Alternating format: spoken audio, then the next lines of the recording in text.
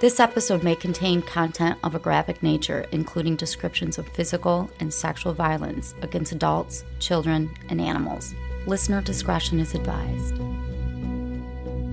Hi everyone, I'm Talia. And I'm Tanya. And together we are Crimes and Consequences, a true crime podcast.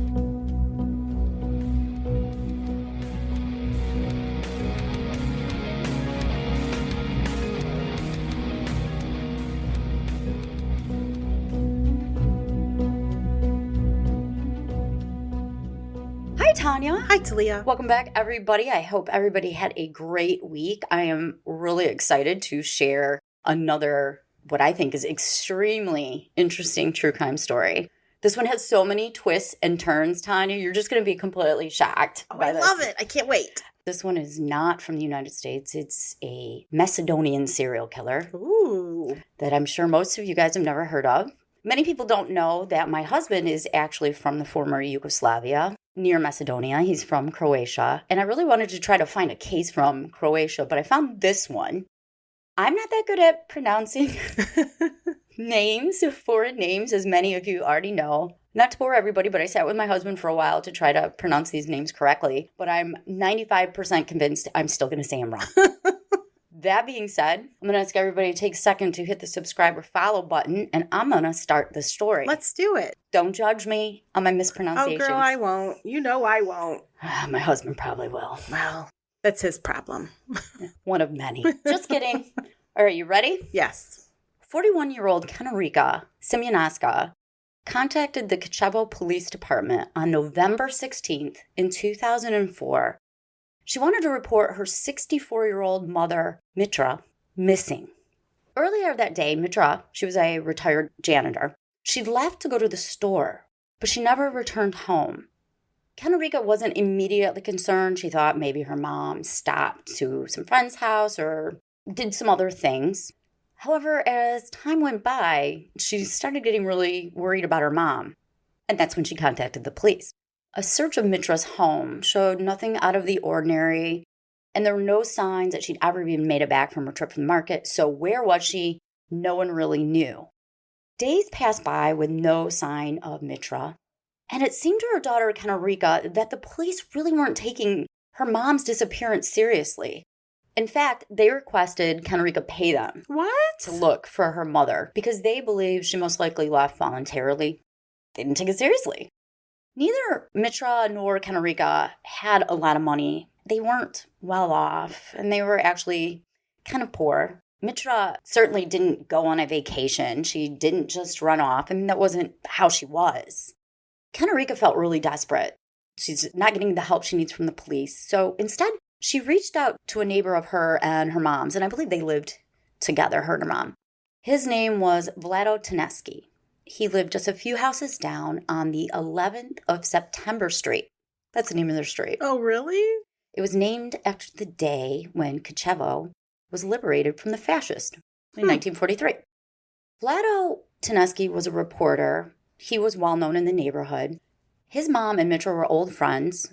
They both lived in the south part of the city, and they both had worked as janitors.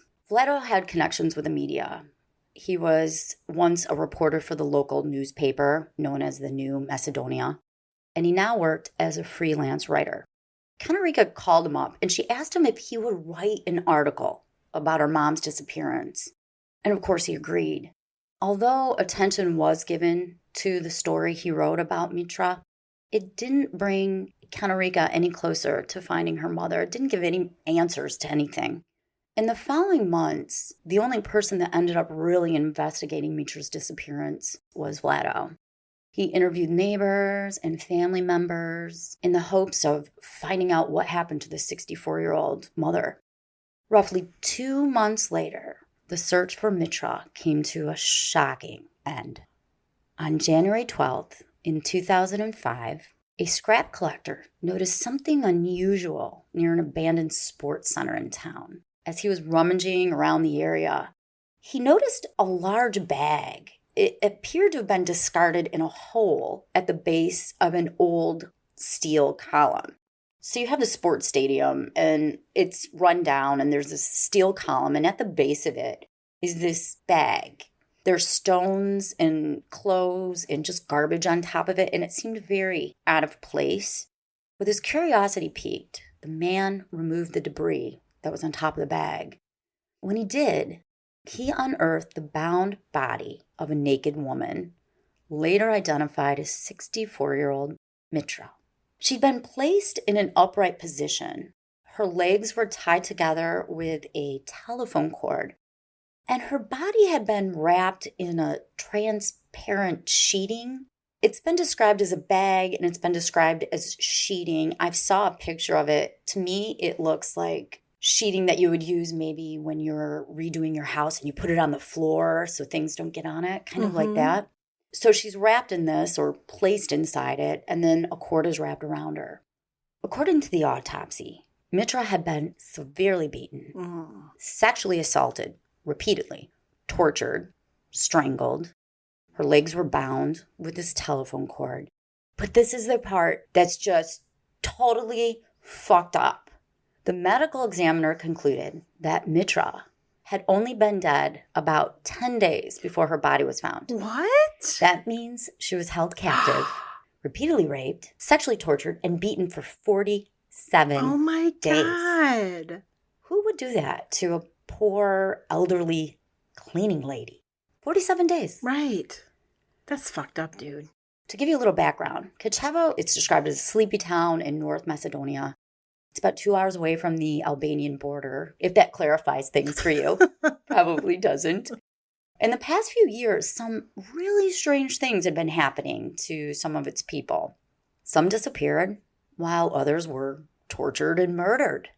In fact, a recent murder that had occurred only 12 days before Mitra's was believed to be linked to Mitra's. On January 1st, and again, 12 days before Mitra's body was found, a gruesome murder occurred in a nearby village next to Kichevo. It's just a few miles away. It was on December 31st that this elderly man named Radoslav Bazanowski was alone when two men, high on drugs, broke into his house with the intent of robbing him. These men were in their 20s. One was named Ante Vesteski, and the other one was Igor Mircheski. They're all stoned, totally fucked up. They're going to rob him, but for whatever reason, they decided not to just rob him, but to sexually torture him and then kill him. These men forced objects into Radoslav's anus. Oh, man. They squeezed his penis and testicles with hot fire tongs. Oh, man. Before beating him to death. What the hell? And they only ended up leaving with some coins. Get out of here. Why would Yeah, they? why? I mean, okay, they're high on drugs, but really? But really, come on. You got to do that? Like that comes to your mind? Mm-hmm. Based on the fact that both Radoslav and Mitra were older and they were both sexually tortured, investigators concluded that the two murders must have been committed by the same person or persons, and being that Igor and Ante confessed to Radoslav's murder, and they actually provided details so the police knew, like, yeah, they did it, they decided to charge them with Mitra's death. The police later said that Igor and Ante, after hours of interrogation, confessed to killing Mitra. However, after their confessions, both men denied having anything to do with Mitra's murder. They didn't deny Radoslav's murder, but when it came to Mitra, they said, we didn't do it. They said that they were tortured by the police into confessing to that one. There was no evidence whatsoever connecting these two men to Mitra's abduction and murder. You would think that if these two men had kept her for 47 days, the police would have found something that connected them to it. But they didn't. And they were just hanging on the confession. Exactly. To convict them. But the prosecutor decided to move forward with the case anyway. And keep in mind, the confession which they recanted and never provided any real specific details to. This trial made headlines all over Macedonia. I mean, what happened to these two was horrific. And Vlado Taneski, his investigative and journalistic efforts were recognized by the nation. Everybody was reading his stories. Igor and Ante continued to deny responsibility even at their trial. In one of Vlado's articles, he wrote, and this is a quote, I wish I could be a writer like this. It's so dramatic. You ready? Mm-hmm. In handcuffs and with searching eyes, 28-year-old Ante Risteski and his friend Igor Mircheski walked into the courtroom. They stared vacantly at the ceiling and from time to time whispered, as if to themselves, "It's all over, and now we will pay for our crime." End quote. Okay. And pay they did. A judge found them guilty for both murders, and they were sentenced to life. For a few years, the small town of Kichevo was quiet again. But that all changed in November of 2007. Only years after the brutal torture and murder of Mitra, another janitor from the same neighborhood seemingly vanished into thin air. 56-year-old Lubica Lakoska. She was described as a kind and quiet woman. She left to go to the market. She wanted to get some food for lunch. That evening, when she didn't return home, her son, Duko, became very concerned. He reached out to all her friends and families, calling them up on the phone. He's, searching the area for 2 days, looking for his mom, trying to figure out what happened to her. Finally, he got so concerned that he called the police and reported her missing.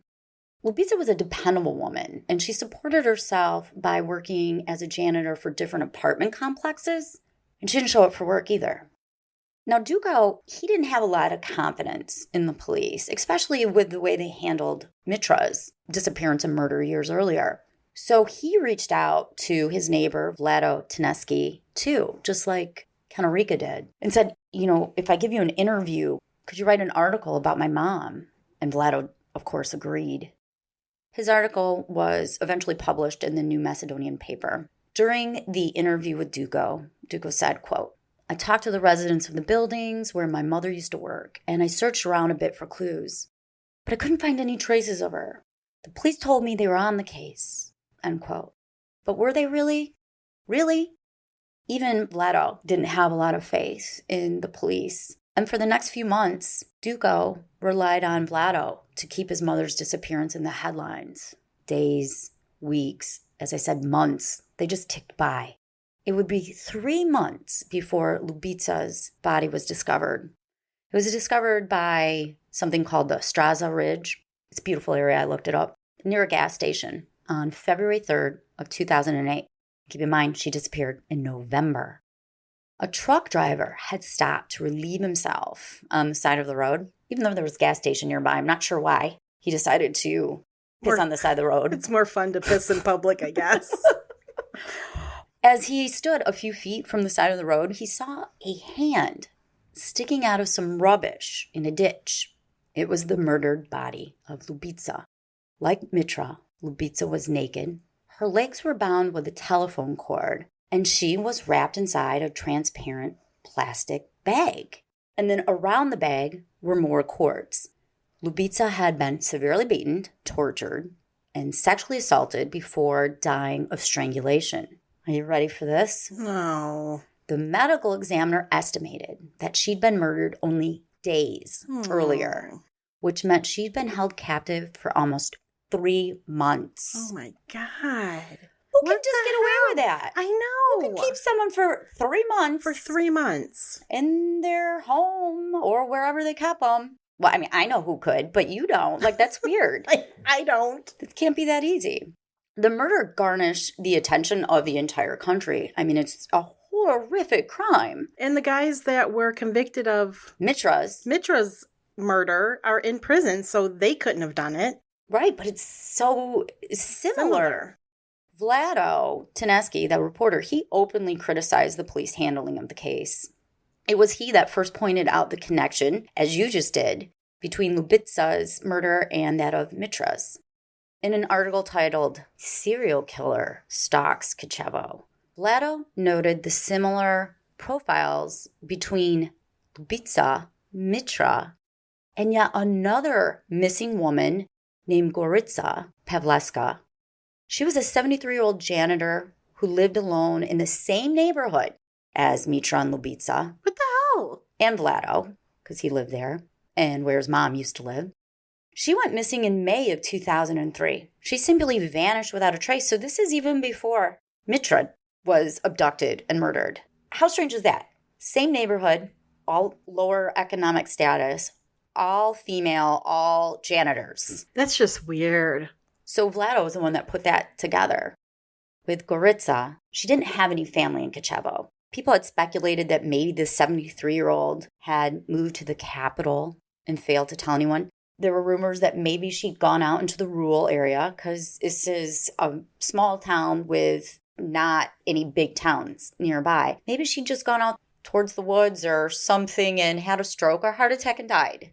Okay. That's kind of what... Out in the wilderness somewhere. That's what people thought. Maybe she just went someplace and died. It could happen, I guess. It could. The point being, nobody really paid that much attention to her. As I said, she didn't have a lot of family, so she didn't have anybody there that was really pursuing where is Gorica. However, as I said, Vlado and now other members of the community, to them, the connection became obvious. And some of them even threw in Radislav, the elderly man, into this because he was poor, he was elderly, he was sexually tortured. But there are some differences, but perhaps he could have been a victim of the serial killer too. In his February 6th article for the Morning Herald, because Vlado Tedeschi is a freelance writer, he wrote, quote, "Rumors abound. While the police are working on this case, the majority of people in Kichevo think that this murder is related to the double homicide from 2004 of Mitra and Radislav," end quote. In that same article, he speculated on scenarios as to how Ljubica may have been abducted.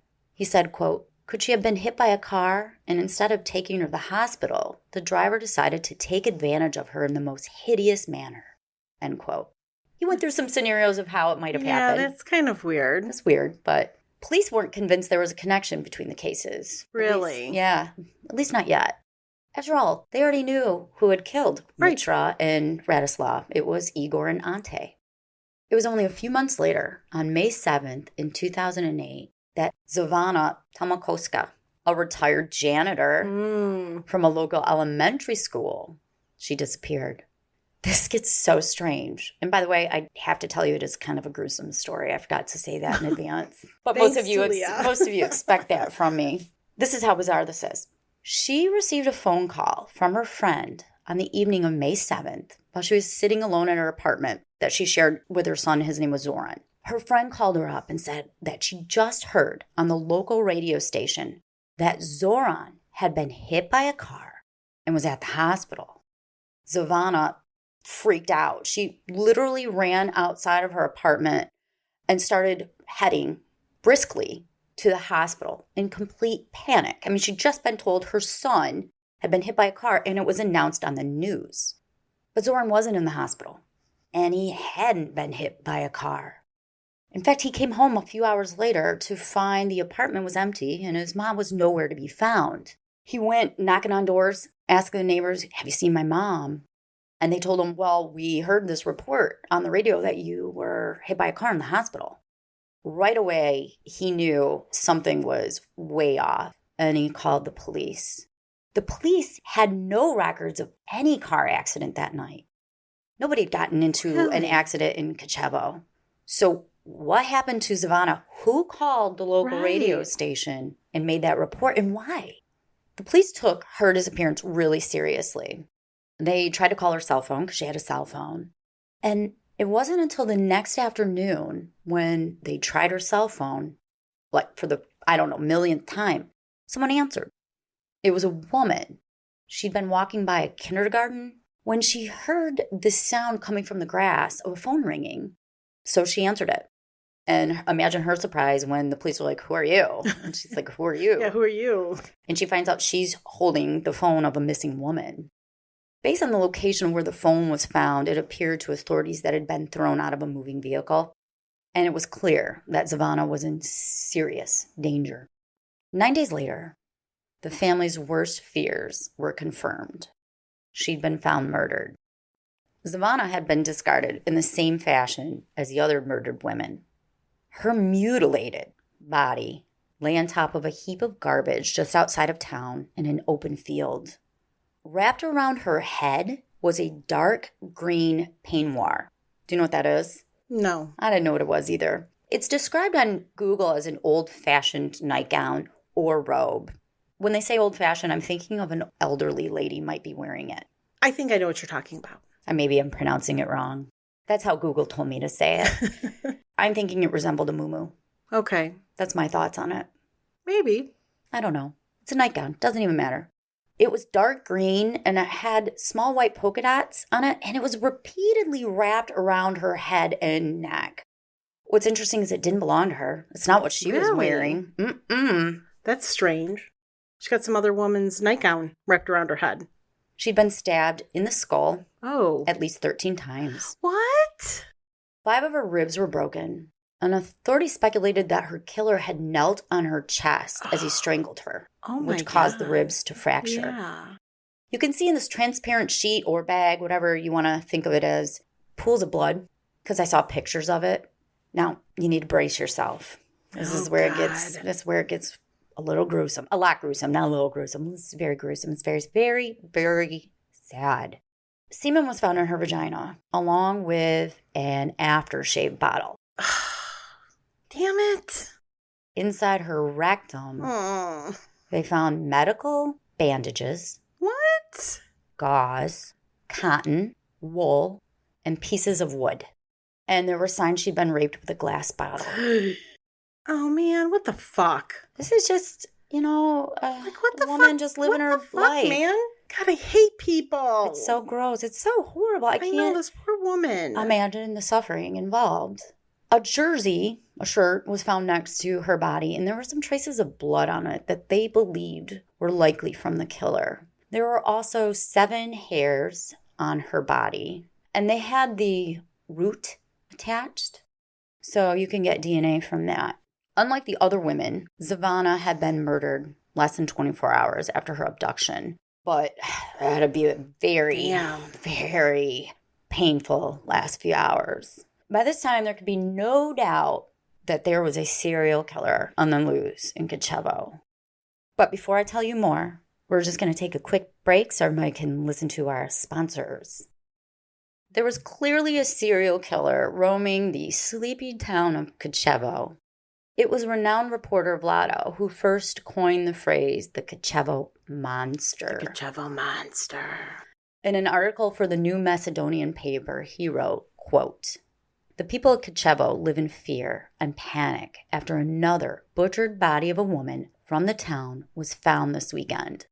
The local police and citizens see the mysterious disappearance and hideous deaths of Zavana and Lubica as an act of the same man, a serial killer. Police sources confirm the existence of a serial killer in the town based on the fact that the women were tortured and killed in the same way, which eliminates the possibility that this was done by different people. The massacred body of Zavana Talmakoska was wrapped in a transparent nylon bag and tied with a telephone cable, which was previously used to strangle the poor woman. The corpse was given to forensic examiners who determined that Zavana was severely beaten, mutilated, and strangled. According to the autopsy, she was killed on the same day she disappeared." Yeesh. At least she didn't suffer that long. That was his article. And then the police spokesman said, quote, "We're talking about a violent death caused in an exceptionally monstrous way. The victim had a large number of external and internal injuries," end quote. You can imagine this town, the terror. Oh, for sure. And this really hit home for the reporter Vlado. Because this is brutal. He lived in the neighborhood. Yeah. And his mother knew all the victims. She was friends with all the victims. She worked as a janitor her whole life at a local hospital. Had she not passed away in late 2002, she would have fit the victim profile for the Kicevo Monster. A forensic profile was made of the killer to help narrow down the suspect pool. This is what the experts thought the police should be looking for. He was likely a middle-aged male, relatively strong, with above-average intelligence because his crimes took careful planning. This person must have anonymously called the radio station to report. That's true. I mean, that takes some organization and planning, and his intelligence and strength would have allowed him to maintain a high degree of control over the crime scene. They believe he suffered from deep-seated sexual frustrations, originating in his early childhood or youth, which had gradually metastasized into a pathology of sadomasochistic desires. Damn, he's messed up. Fuck. Yeah. More than likely, he acted alone, though they didn't rule out the presence of an accomplice. They believed he was local, and he probably knew his victims. So what does this all mean for Igor and Ante, who are doing time for seriously, Mitra and Radislav's murder? Well, there appeared to be no doubt that they killed Radislav. I told you that before. However, the judge ordered the case for Mitra to be re-examined, to be reopened. And you know what they found out? That they did it. No. End of story. Yeah. No. When they reopened it, they discovered that the prosecutor had done DNA testing on semen found inside of Mitra, and that testing revealed that it was not a match for Igor or Ante, but the prosecutor didn't disclose it to the court or to the defense attorneys. That's fucking shady. Clear prosecutorial misconduct had taken place. However, nothing was ever done about it. They did end up getting acquitted for that murder. Yes. But they still used hot tongs. Yeah, I'm not discounting the crime that they did. They still did a really fucked up crime. Oh, yeah. Police interviewed over 150 men. They got a break in the case when they were able to identify the blood type found on that jersey next to Zavana's body. That information narrowed the suspect pool down to 15, which included a local taxicab driver and quite a few neighbors of the victims. All 15 men agreed to give DNA samples for testing, and the police surveilled a lot of them. On June 20th, DNA test results for the semen found in Zavana came back with a match. Ooh, it did. That Friday afternoon at 3 p.m., police arrested an unassuming 56-year-old local man for the murders of Zavana and Lubitsa. Word got out, and the editor of the new Macedonian paper found out someone was arrested. He immediately contacted Vlado to get the scoop, because Vlado is in the neighborhood. He called over and over again, but after repeated attempts, he got no answer. And that was because Vlado was busy at the time, busy being arrested. He was? What? Yes.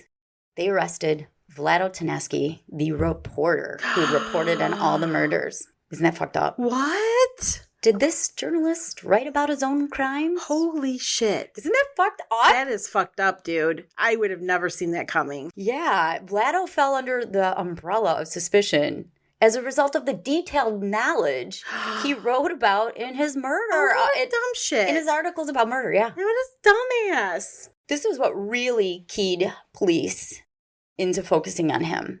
In one of his last published stories, he wrote that Zavana, having been bound with a telephone cord, the same cord that had been used to strangle her. Well, the fact that the telephone cord that was wrapped around her legs was the same cord police believed was used to strangle her, that information had been strategically withheld from the public by police. Oh. At first, they thought maybe someone in the department leaked it to him.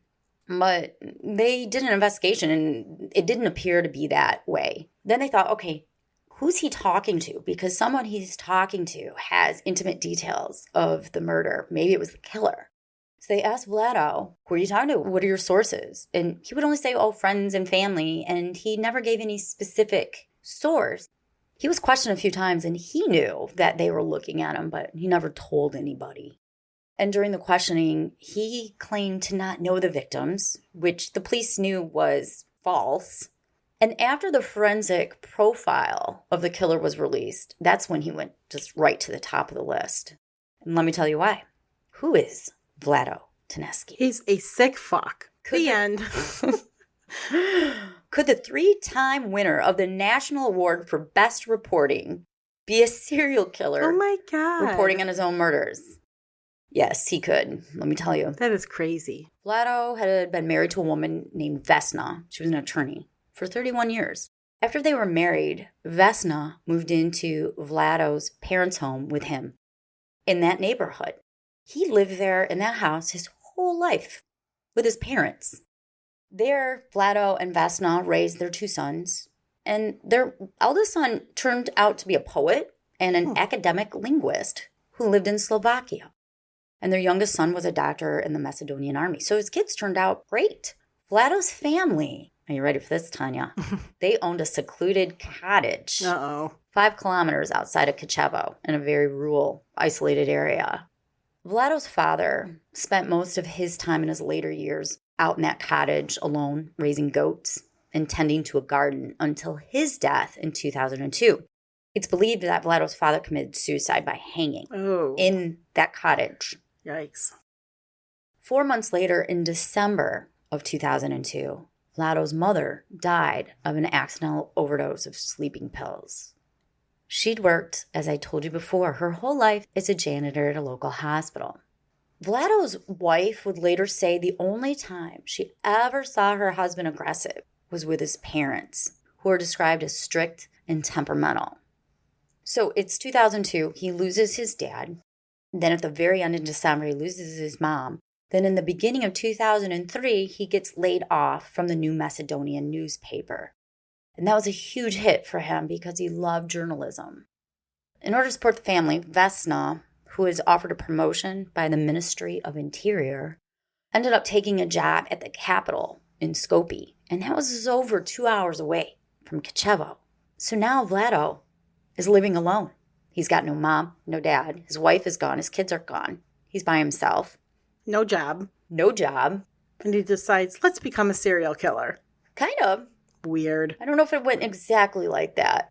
So Vesna gets a small apartment in the capital. She would occasionally come back to Kichevo, and sometimes Vlado would take a train to see her. But for the most part, as I said, he lived alone.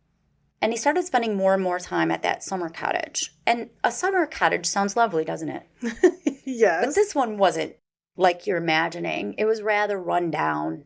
It was small, and it had a basement that was more like a cellar. It was very dingy.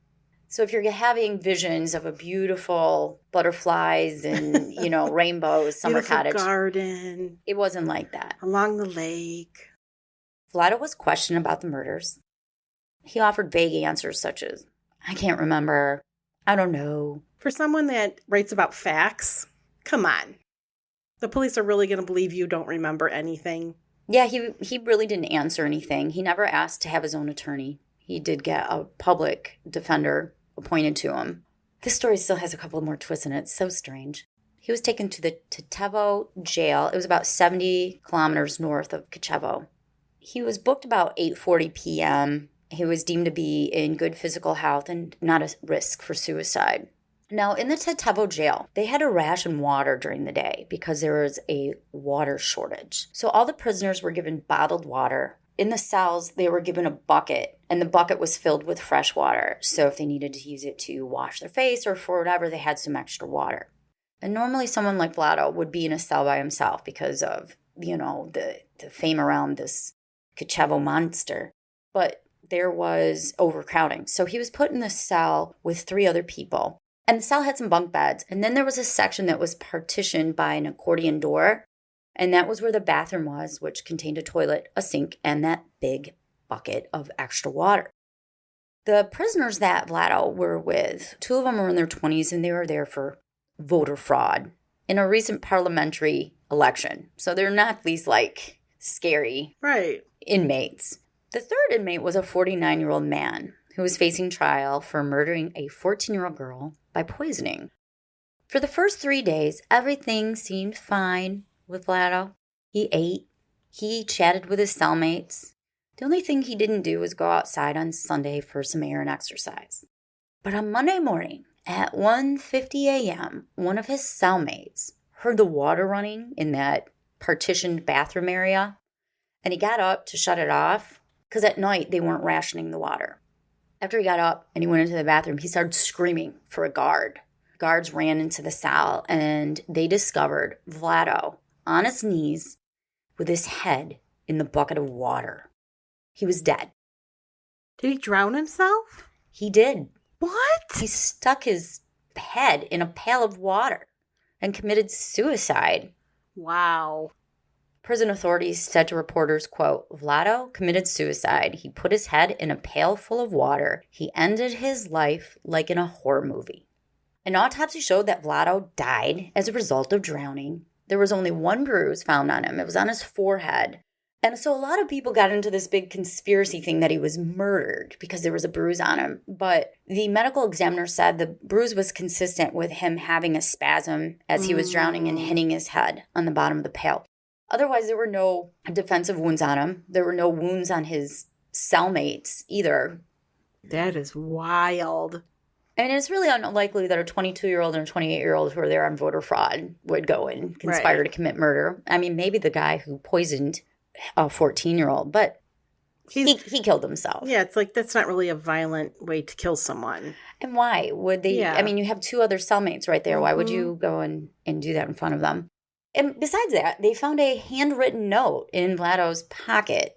And for whatever reason, I don't know what the note said exactly, but it directed them to a second note. It's like a fucking scavenger hunt. I know, it's so weird. In Vlado's handwriting, and the second note was hidden under the pillow on his bed.